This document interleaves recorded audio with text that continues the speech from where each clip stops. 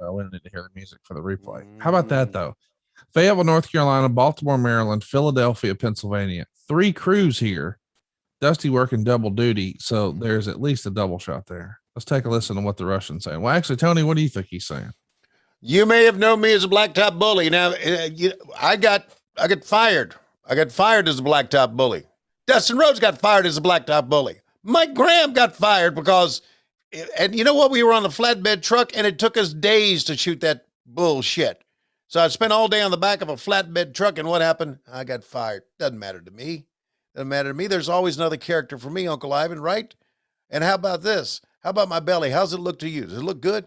Oh, yes, your belly is especially large, just like many of the guys from Minnesota's belly were large. And then, of course, they got on the gas. Never mind.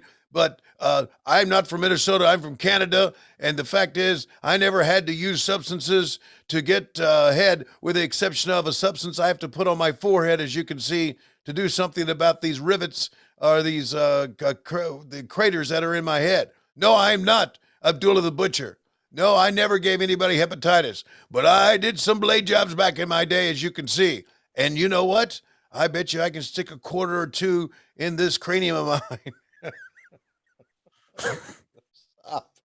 And yes, even a quarter, even a nickel. Nickels are thicker than quarters. How about a $50? I can put that in there too. And I can walk around and be like, you can take me with you to the arcade and just put all your quarters in my head.